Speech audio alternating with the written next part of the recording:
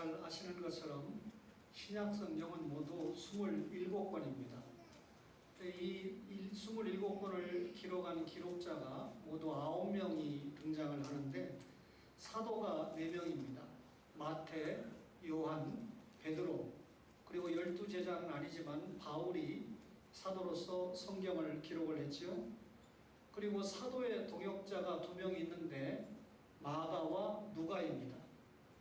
그리고 예수님의 동생 야고보와 유다가 기록에 동참을 했고, 히브리서는 누가 기록했는지 알려지지 않았기 때문에 무명의 기록자, 이래서 전부 9명인데 이 9명 가운데 절대 다수가 유대인입니다.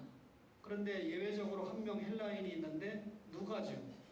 그 누가가 오늘 우리가 읽은 사도행전 앞에 누가복음과 사도행전을 기록을 했는데, 이 구원 역사의 일부인 누가복음은 예수님의 탄생부터 승천까지 기록을 했고, 구원 역사의 2부로 기록한 사도행전은 이제 성령님이 오셔서 교회가 탄생하고 그리고 선교가 확장되는 그 내용을 사도행전에 기록을 했습니다. 근데 이 누가의 기록인 누가복음과 사도행전을 보면 성령과 기도가 굉장히 강조가 되어 있는데, 우선 이 마태복음에 보면 성령이 17번 기록이 됩니다. 마가복음에는 23번, 그리고 요한복음에는 21번 기록되는데, 이 누가복음에는 무려 38번이나 성령님이 나옵니다. 그리고 사도행전에는 69번이나 성령님이 나오므로 이 누가의 기록에 적어도 107번이나 성령님이 등장을 하게 됩니다. 아시는 대로 성령님은 우리의 구원 역사에 그리고 또 선교 역사의 주체자로 등장을 하시게 되는데, 오늘 이 사도행전이라는 책 자체가 성령행전이라고 할 만큼 성령님의 역사를 기록한 성경인데요. 오늘 사도행전 2장에 오순절에 성령이 강림하셨다라고 하는 사건은 기독교 역사의 유일한 독특한 그런 현상입니다. 먼저 오순절과 성령 강림에 대해서 살펴볼까요? 사도행전 2장 1절에 보니까 오순절 날이 이미 이름에 그랬는데, 이 오순절 사건의 역사적인 배경이 이렇습니다. 예수님께서 사도행전 1장 4절에 보면 내가 너희에게 약속하신 것을 기다리라 그랬는데, 약속하신 것은 성령님을 이야기하죠. 마가 다락방에 120 문도가 모여서 기도하면서 성령의 임함을 기다렸습니다. 이를 보면 성령님이 임하는 것을 준비할 때 모이는 것이 중요하고 기도하는 것이 중요한데, 120 문도의 면면을 살펴보면 예수님의 어머니와 동생들이 있었고 가룟유다를 뺀 예수님의 제자들이 있었습니다. 적어도 90명이 넘는 사람들의 이름은 전혀 우리가 알지 못하지만 성령을 받기 위해서 마가 다락방에 모여 기도했던 하나님의 사람들이다 라고 하는 것을 알 수가 있습니다. 50이라고 하는 건 말 그대로 50이라는 뜻인데, 6월절 다음 날부터 계산해서 50일째 되는 날이 오순절입니다. 구약 성경에서는 이 오순절을 맥추절, 칠칠절 혹은 처음 열매 드리는 날이라고 표현이 되어 있지요. 유대인들은 오순절 절기를 지킴으로 말미암아 약속의 땅 가나안에서 얻는 첫 수확을 상기하면서 하나님께 감사를 드렸습니다. 애굽을 떠나서 광야 40년을 지나 스스로 농사를 지어서 얻은 첫 곡식을 하나님 앞에 대하면서 드리고 감사하니까 얼마나 감사가 큰 절기였겠습니까? 이렇게 출애굽한 이스라엘 백성들에게 새로운 출발의 의미가 있는 날이 오순절입니다. 그런데 오순절 성령 강림은 교회 시대의 새로운 장을 연다는 아주 중요한 의미가 있습니다. 오순절과 그리스도를 뗄래야 뗄 수가 없는데요. 오순절에 오신 성령을 누가 보내셨습니까? 그리스도께서 보내셨습니다. 우리가 보통 6월절을 예수 그리스도의 고난과 연관지어서 생각을 하지요. 오순절은 성령 강림으로 의의 열매를 거두는 날이 오순절입니다. 세례 요한이 자신은 물로 세례를 준다고 그랬고, 내 뒤에 오시는 예수님은 성령으로 세례를 주시는 분이다 그랬는데, 이 요한의 예언은 오순절 성령 강림 사건을 통해서 성취가 되었습니다. 말하자면 오순절의 참된 의미는 그리스도 사역의 성취다. 예수님께서 내가 성령을 보내겠다 그랬는데 그 성령님이 오셨습니다. 따라서 예수님이 말씀하신 사역이 성취된 관점에서 오순절을 살펴야 된다 그 말이죠. 베드로는 이런 그리스도를 증언하기 위해서 성령의 오심을 설명했고, 바울도 그리스도를 살려주는 영이다 라고 말하므로 성령이 오신 것을 기독론적인 관점에서 성령이 오셔서 우리를 구원시키고 성령이 오셔서 우리를 성화의 역사로 이끄신다 라고 하는 관점에서 살폈습니다. 오순절 성령은 그리스도의 영이다. 다시 말하면 승천하신 그리스도의 보이지 않는 임함이 오순절 성령 강림입니다. 이 오순절에 교회가 세워지지 않았습니까? 하나님의 새 언약 공동체요, 그리스도의 몸인 교회가 설립된 날이 오순절입니다. 오순절에 임한 성령은요, 하나님께서 거하시는 처소이자 하나님의 성전인 그리스도의 몸을 세웠던 것입니다. 이렇게 하나님의 구속 역사에 있어서 결정적이고도 중요한 의미가 있는 오순절 성령 강림은 그 의미나 성격이 역사상 되풀이될 수 있는 사건이 아닙니다. 그러므로 오늘날 성도들은 이 오순절 성령 강림과 같은 똑같은 사건을 현재의 역사에서 체험할 수는 없습니다. 그러나 이 오순절 성령 강림 사건을 기점으로 해서 놀랍게 역사하시는 성령의 사역은 얼마든지 경험할 수 있는 것이죠. 그러면 이 성령 강림의 현상이 어땠느냐? 오늘 사도행전 2장 2절 이하에 보니까 호련히 하늘로부터 급하고 강한 바람 같은 소리가 있어 그들이 앉은 온 집에 가득하며 마치 불의 혀처럼 갈라지는 것들이 그들에게 보여 각 사람 위에 하나씩 임하여 있더니라고 기록을 했습니다. 이 사도행전 2장 2절과 3절의 말씀을 보면 출애굽기 16장부터 25장까지 나타나는 시내산 사건과 병행해서 우리가 생각을 할 수가 있습니다. 말하자면 성령이 강림하는 모습이 율법이 시내산에서 공포되는 모습과 매우 비슷하다는 거죠. 출애굽기 19장 16절 이하에 보니까 시내산에서는 우레와 번개와 나팔 소리로 인하여 온 산이 진동하고 연기가 자욱했으며 여호와께서 불 가운데 강림하셨다라고 기록을 하고 있습니다. 오늘 본문에는 성령이 임할 때 하늘로부터 급하고 강한 바람 같은 소리가 나고 불의 혀같이 갈라지는 것이 나타났다 그랬습니다. 그러면 하늘로부터 급하고 강한 바람 같은 소리가 무엇을 의미할까요? 그것은 성령의 능력과 그의 오심의 충만함을 가리키는 것입니다. 제자들이 지금까지 체험했던 것보다 더 친밀하고 인격적이고 강력한 방법으로 성령님께서 임재하셨다 그 말입니다. 지난 주간에 우리가 성령 세례에 대해서 말씀을 받았는데 이 성령 충만과 성령 세례는 다른 부분이 있습니다. 말하자면 성령 충만은 여러 번 되풀이될 수가 있습니다.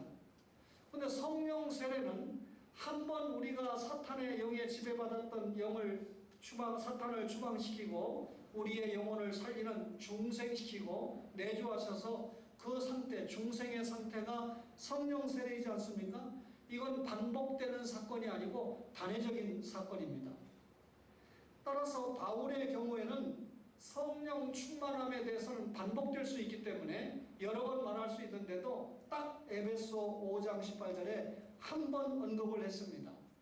대신 바울은 성령의 인도나 성령의 통치, 성령의 지배에 대해서는 여러 차례 강조하고 있는데, 예수 그리스도를 믿는 여러분과 저에게는 성령님이 내주하시죠. 그 내주하시는 성령님이 우리를 인도하시고 우리를 보호하시고 우리를 통치하신다, 이걸 강조했는데, 이렇게 성령님의 내주를 통해서 인도와 보호를 받는 상태를 성령 충만이다, 그렇게 말합니다. 오늘 여러분과 저가 성령의 인도를 받아서 거룩한 성일 주님 앞에 올라와 경배와 찬양을 드리는 줄로 믿습니다. 그러면 여기 불의 혀는요, 성령의 임재를 묘사하는데, 구약에 보면 하나님이 임재하시는 장면을 불로 표현한 것을 여러 곳에서 볼 수가 있습니다. 구약시대의 불은 일반적으로 하나님의 전능하신 능력을 나타날 때 불로 표현을 했고요, 더러운 것을 깨끗하게 하시는 하나님의 능력을 이야기할 때도 불을 동원을 했고, 뿐만 아니라 불은 하나님의 심판을 상징하기도 했습니다. 그런데 오늘 이 복음서에서 세례 요한은 성령의 오심을 아주 불과 밀접하게 연관을 시켜서 말씀을 하고 있습니다. 불의 혀, 여러분 실제로 불이 타는 모습을 상징적으로 표현하고 있는데, 지금 현재도 캐나다에 엄청난 불이 나서 걷잡을 수가 없이 확장되고 있습니다. 아프리카 같은 곳에서 나면 더 기가 막히지만 선진국인데도 지금 대책이 없어요. 아마 우리 송은아 권사님은 불구경하러 갔는지 모르겠어요. 캐나다에 지금 엄청난 불이, 이 언론에서 보여주는 그 화면을 보면 정말 엄청납니다. 또 이 용암이 분출돼서 이 불구덩이가 흘러내리는 모습을 보면 이런 말씀이 조금 이해가 될 만큼 엄청난데요. 여러분, 커다란 불덩어리 같은 것이 마치 불의 혀같이 나타나서 각 사람의 머리 위에 임했다. 이 말은 약속된 주님의 성령이 각 사람에게 임했다는 사실을 말하는 것인데, 내가 말세에 나의 영을 부어준다, 요엘을 통해서 예언했죠. 예수님께서 사역하실 때 내가 떠나가면 진리의 성령이 오신다, 그러면서 너희가 내가 약속한 것을 기다리라 라고 말씀하지 않았습니까? 따라서 예수님의 약속이 구체적으로 성취되었음을 보여주고 있습니다. 베드로는 이런 점을 설교하고 있는 겁니다. 구약의 옛 언약하에서는 하나님의 임재가요, 특수한 목적을 가지고 특수한 사람들에게만 한정됐습니다. 말하자면 언약 백성, 택한 백성들에게만 하나님이 임재하는 것으로 그렇게 생각을 했습니다. 그런데 이 오순절 성령 강림과 더불어서 이제는 예수를 믿는 어떤 사람이든지 그 사람에게 성령님이 임하시고, 이는 신약시대의 모든 성도들이 각양 은사에 따라서 하나님의 일을 하게 된다는 것을 암시하는 것입니다. 오늘 여러분과 저가 이미 성령의 임하심을 받고 성령 세례 받았습니다. 그리고 그분의 인도와 내주를 따라서 하나님 나라 확장을 위해서 우리의 은사를 동원하고, 이 일을 통해서 주의 나라를 잘 확장시키기 위해서 늘 성령 충만의 상태를 유지하시는 줄로 믿습니다.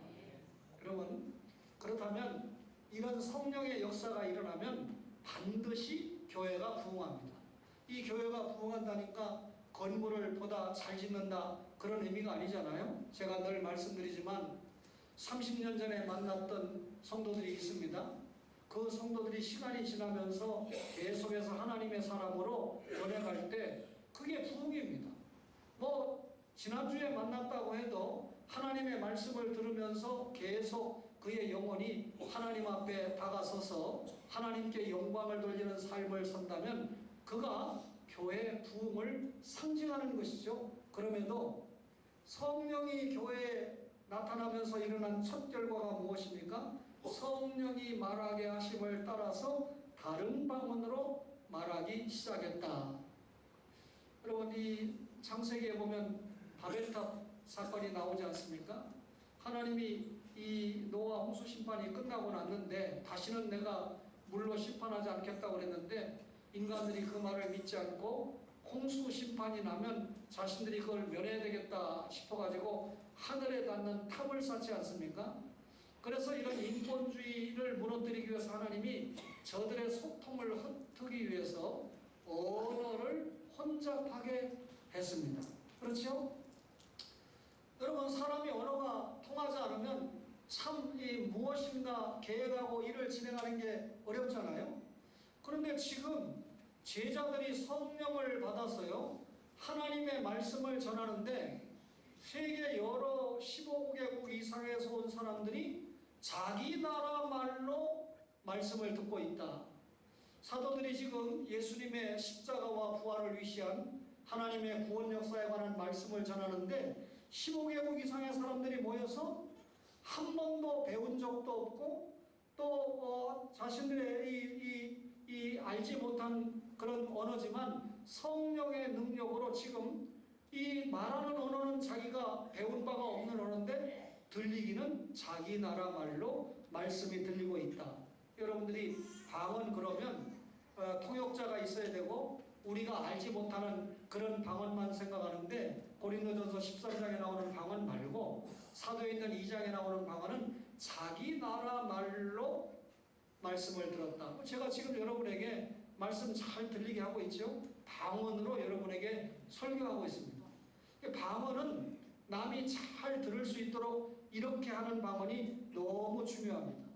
아마 여기에 모인 사람들이 주로 세모 혹은 헬라어, 라틴어 중 3가지 이상의 언어로 이 적용이 되었을 것이다 라고 하는 생각을 해보게 됩니다. 성령님께서 그의 경륜에 찬 사역을 이루시기 위해서 강림한 이 증거지만 지금도 누가 설교하면 뭐 통역할 사람이 필요 없다. 하나님의 은혜로 영어로 들리고 또 그리스어로 들리고 라틴어로 들리고 그런 역사는 반복적으로 일어나지 않는 유일해적인 사건이다. 성경이 기록됨으로 이런 계시는 종결됐습니다. 그런데 제자들이 복음을 증거했다는 것이죠. 자, 사도들이 각 나라 말로 무엇을 이야기했습니까? 하나님의 큰 일을 이야기했습니다. 예, 여러분 지금 하람이가 내 설교를 듣고 있는데 이 울음소리가 동서남북에서 들렸으면 좋겠습니다. 그죠? 요즘 뭐 아이들을 너무 낳지 않는 시대다 보니까 지금 우리 교회 몇 년 만에 여러분 이 하람이가 선물로 왔는지 모르겠는데 제가 기억하지 못하는데 어떤 군은요 금년 1월부터 5월달까지 한 명도 아기가 안 태어났답니다. 이제 그런 군은 앞으로 없어질 때가 되니까 여러분들이 물질적으로 좀 부유해져서 그 군 전체를 사가지고 이 하나님의 정원으로 만들든지. 여러분 제자들이 말씀을 전했는데 하나님의 큰 일을 전했습니다.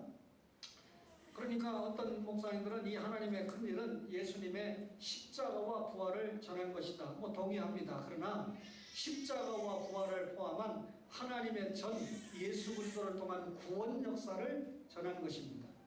다시 말하면 구원의 전 사역을 전했는데 그 구원 전 사역의 핵심이 십자가와 부활이라는 거죠.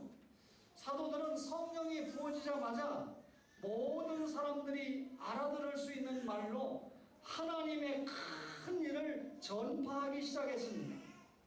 하나님은 제자들에게 성령을 부어주셔서 큰 일을 깨닫고 하나님의 큰 일을 자랑하고 하나님께 감사하고 찬양하도록 하신 겁니다.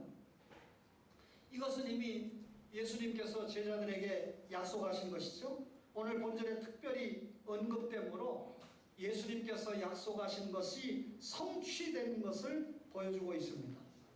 이런 모습을 보고 이 제자들은 이 제자들이 이렇게 엄청난 성령에 취한 모습을 보고 야, 저 사람들 세술에 취했다. 이때 베드로가 가룟 유다를 뺀 11사도와 함께 같이 서서 소리를 높여 설교했습니다. 베드로의 설교는 3가지로 압축이 되는데요. 예루살렘 사람들아, 당신들이 예수 그리스도를 그리스도를 십자가에 못 박아 죽였다.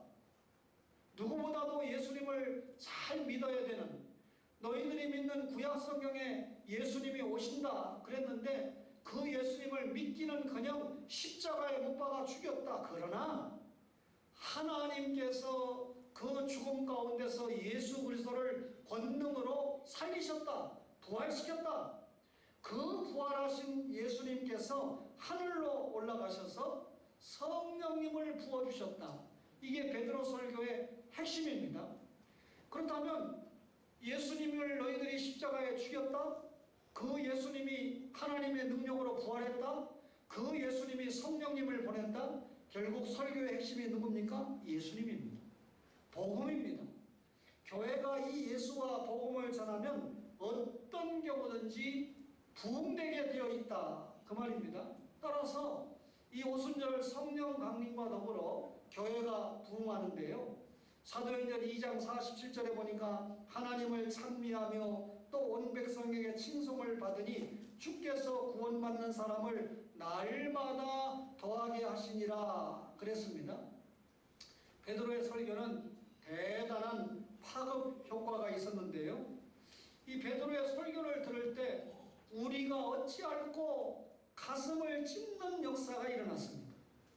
그때 베드로가 이 사람들이 믿음이 없으니까 내가 좀 이 사람들을 위해서 이 세상적인 방법, 재미있는 이야기로 아니고요, 직격탄을 날립니다. 너희가 회개하여 각각 예수 그리스도의 이름으로 세례를 받고 죄 사함을 얻으라. 회개와 그리고 영접을 설명을 하는 것이죠. 그 말을 받은 사람이 세례를 받았는데 기록해 보니까 당일에 3,000명이나 되었다 그랬습니다. 이렇게 해서 세워진 교회가 예루살렘 교회 아닙니까? 이 예루살렘 교회 부흥의 불길이 솟았는데요. 이 예루살렘 교회 보니까 하나님의 성령에 붙잡혀서 하나님의 말씀을 가르치고 배우는 교회였습니다. 말씀을 전하고 배우는 교회가 부흥하는 교회입니다. 교제하는 교회였고 떡을 떼는 교회였습니다. 말하자면 주님의 십자가 고난을 나누는 교회였고 기도하기를 전혀 힘쓰는 교회였습니다.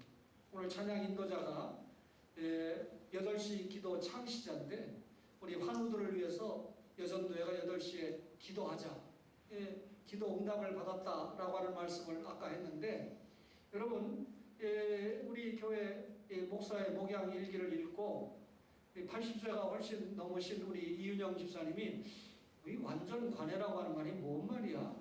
그래서 자기 부인에게 물으니까 부인 권사님이 내가 모르는 걸 부인이 알 턱이 있습니까? 그래서 인터넷을 검색했다는 거예요.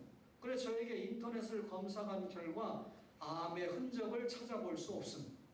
처음에 분명히 7cm로 암이 보여서 항암 치료를 시작했는데 8차 항암이 끝나고 나니까 암의 흔적을 찾아볼 수 없다. 그러나 분명한 것은 처음에 암이 있었기 때문에 그 자리를 제거를 해야 재발을 막을 수 있다라고 하는 희망적인 단어가 완전 관해인데요.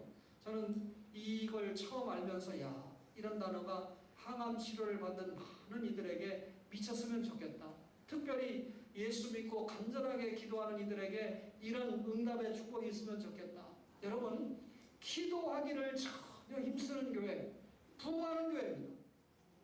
하나님을 두려워하던 교회, 즉 하나님을 경외하는 교회였습니다. 뿐만 아니라 예루살렘 교회는 신령한 사건이 전개되는 교회였는데, 여러분과 제가 생각하기를 신령한 사건이 전개된다 그러니까 엄청난 기적이 일어난, 안전뱅이가 일어나고 이런 기적을 생각하는데요. 여러분, 욕쟁이가 욕을 안 하고 술쟁이가 술을 끊고, 여러분 우리 교회 담배쟁이가 있었는데 요즘 잘 안 나와요. 그런데 한 5m만 딱 내 앞에 오면 벌써 담배 냄새가 코를 찌르는데 얼마나 담배를 많이 피우는지 모르는데 요즘 자기 SNS에 발표하는 걸 보니까 나 담배 끊었습니다 하고 늘 자랑을 하더라고요. 담배 끊었다고 자랑하지 말고 내 신앙이 성장했습니다, 정말 초원에서 믿음이 자랐습니다, 이런 고백이 나오기를 바라는데, 어쨌든 못 끊는 담배가 끊어진 것도 신령한 사건이 일어난 겁니다. 인사 되게 안 하던 집사나 권사나 장로가 변해가지고 새로운 신자나 믿음이 약한 사람이나 성도들을 보면 먼저 인사하고 그리스도의 향기를 뿜어냅니까? 신령한 사건이 일어나는 교회입니다. 그렇죠? 찬양을 사역자가 하면 야, 찬양 잘하네. 오늘 변용세 목사님이니까 야, 우리 교회 비욘세 가수가 왔네 하면서 은혜 받는 사람은 마음밭이 참 뜨거운 사람입니다. 이런 건 아멘 안 해도 돼요. 여러분, 이렇게 부흥하는 교회는 뿐만 아니라 나누어 가지는 교회고, 모여서 예배하는 교회고, 기쁨이 충만한 교회고, 하나님을 찬미하며 감사하는 교회입니다. 모처럼 우리 또 이 찬양 인도자들이 인도하지만 또 이 복음 찬양을 통해서 이 전국에서 사역하는 목사님이 오셔서 힘있게 또 찬양 한번 해주시니까 우리가 또 새로운 힘이 나지 않습니까? 저는 빨리 설교 마치고 오후 예배 시간이 빨리 왔으면 좋겠다. 목사는 설교하는 사람이니까 듣는 설교에 은혜 받을 때가 많고 또 이 찬양을 들을 때 이 가슴이 뜨거워집니다. 야, 이 찬송가 가사를 다 외워가지고 어렸을 때 저도 참 우리 반주자처럼 우리 아버지가 좀 피아노를 가르쳐줘가지고 어떤 찬송을 부든지 그냥 딱 부를 수 있으면 좋겠는데 찬송을 가지고요, 제가 음악의 전문가는 아니지만 곡조대로 안 부르고 제 멋대로 편곡해가지고 자기 멋대로 부르는 사람 진짜 제가 은혜 안 됩니다. 오해하지 마세요. 그렇다고 제가 기준은 아닙니다. 저희 경우를 여러분에게 말씀드리는 거예요. 하나님을 찬미하며 감사하는 교회, 무엇보다도 예루살렘 교회가 외인들에게 칭찬받는 교회였습니다. 이런 교회의 모습들은 마침내 교회의 부흥으로 연결되는데, 여러분, 예수 믿는 신자들이 불신자들에게 칭찬을 받으려면 얼마나 여러분과 저가 제사장 나라 거룩한 백성 빛과 소금의 삶을 살아야 되는가 하는가를 우리가 알겠지요. 주님께서 이 교회에 결과적으로 구원받는 사람을 날마다 더하게 하셨다 그랬습니다. 교회 부흥의 주체는 우리 주님입니다. 교회 부흥은 주님이 주시는 축복의 결과입니다. 날마다 더한다 라고 하는 것은 중단 없는 부흥, 계속되는 부흥을 의미하지요. 오순절 성령 강림은 구약의 성부 시대, 예수 그리스도의 오심으로 인한 성자 시대인 성령 시대의 시작을 의미합니다. 제가 일부 예배 때도 잠깐 말씀드렸지만 이 말씀만 딱 되면 오늘 신목사가 이단될 수 있습니다. 아, 세대주의가 아닌가. 여러분, 성부와 성자와 성령님은 항상 함께 역사하십니다. 그런데 그 역사하시는 중에 구약 성경을 보면 성부 하나님이 두드러지게 역사를 했고, 예수님이 오셔서 사역하실 때는 성자 예수님이 두드러지게 사역하셨고, 그분이 승천하시후에는 성령 하나님이 두드러지게 사역을 하셨다라고 하는 의미입니다. 성령 시대라고 하는 것은 교회 안에 성령께서 임해서 활동하시는 새로운 시대를 성령 시대라고, 그런 의미에서 말씀을 드린 겁니다. 오늘 본문의 사건은 성령의 역사에 대한 첫 전주국에 불과합니다. 이 고려신학대학원의 교수로 은퇴하신 우리 박용돈 교수님은 은퇴하시고 교회를 개척해서 이제 교회를 물려주기 위해서 그러니까 교수님으로 사역을 65세에 마치잖아요. 그리고 자기의 경륜과 경험과 또 영역을 가지고 교회를 설립을 해서 이분이 워낙 유명하니까 성도들이 꽤 모였어요. 그래서 몇 년 동안 교회를 개척해서 좋은 교회를 세우고, 그리고 지금 물러나서 새로운 목사님을 세우기 위해서 부목사님을 청빙을 했습니다. 조만간 물러나실 텐데 그분은 성령의 일그러진 얼굴, 그러니까 성령에 대해서 아주 전문적인 지식을 가지고 썼는데, 제 스승이신 박병식 목사님이 자신이 읽어본 책들 가운데는 성령에 관해서 가장 실력이 있는 분이다 해서 우리 교단 교수님인데도 제가 몰랐는데요. 박병식 목사님이 말씀하시는 바람에 그런 교수가 있구나 해서 저도 관심을 가지고 중요하게 생각을 했습니다. 그런데 멀리 있지 않아요. 여러분, 우리 김장림 교수님이 신학교에서 교의학을 가르치시는데 강력하게 주장하시는 게 있습니다. 보통 우리가 성경을 잘 이해하기 위해서 기독교 교리를 공부할 때 하나님의 계시, 계시, 그 다음에 계시를 통해서 하나님의 존재를 알죠. 신론. 그리고 하나님이 만든 인간 알죠. 인죄론. 인간이 죄인인데 이걸 문제 해결하기 위해서 예수님을 보내서 기독론이죠. 그 예수님을 믿어야 구원받죠. 구원론입니다. 예? 그리고 구원을 성령님이 적용하니까 성령론이죠. 그리고 구원받은 신자는 교회 생활을 시작하죠. 교회론입니다. 그리고 교회 생활하다가 주님이 불러주시면 개인적으로 혹은 주님이 재림하시면 주님 앞에 가잖아요. 종말론, 말세론입니다. 이게 7가지인데 그래서 실용리를 주장하는 그런 분들이 많은데 김장인 목사님은 구원론과 성령론을 떼야 된다. 다시 말하면 성령의 역사하심이 너무 방대하기 때문에 단순하게 구원론에 포함을 시켜서 성령론을 공부할 것이 아니라 구원론과 성령론을 분리해서 가르쳐야 된다. 제가 우리 교회에서 설교하기 전부터 신학교 강의할 때 100% 동의했습니다. 저도 강의하면서 계시론, 신론, 인재론, 기독론, 구원론, 성령론, 그 다음에 교회론, 말세론 해서 8가지로 나누어서 가르쳐야 된다. 그만큼 이 이야기는 무슨 얘기죠?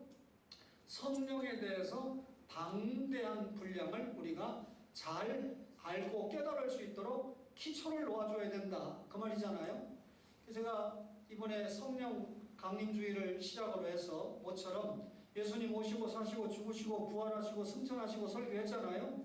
그래서 이제 성령님에 대해서 설교를 하면서 순서는 성령 강림, 성령 세례, 성령의 은사, 성령 충만, 성령을 따라 행하라, 성령 충만, 이렇게 해서 성령에 대해서 집중적으로 설교를 하려고 하는데 이럴 때는 교회학 교수인 목사님이 하시는 게 훨씬 좋은데 한 담임 목사가 설교해야 된다고 그래서 제가 하는데 참 힘듭니다.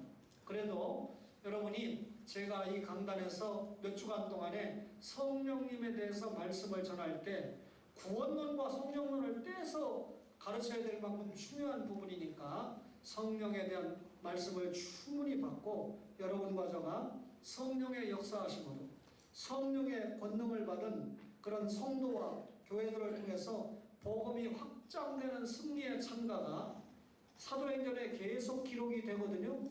결국은 성령 행전인데 성령 충만을 받은 베드로, 성령의 이끄심을 받은 바울을 통해서 곳곳에 하나님의 나라 전파되는 기록을 사도행전이 남기지 않습니까? 오늘 여러분과 저가 성령 강림과 교회의 부흥에 관해서 말씀을 받았습니다. 오늘 여러분과 저가 이런 성령의 심취에서 우리 자신이라는 교회를 부흥시키고 또 하나님께서 초원이라는 이 교회를 우리에게 맡겨주셨는데 교회를 든든히 세워 부흥시키는 그리고 선교 영역을 확장시키는 그런 초원의 가족들이 되시기를 주님의 이름으로 간절히 바랍니다.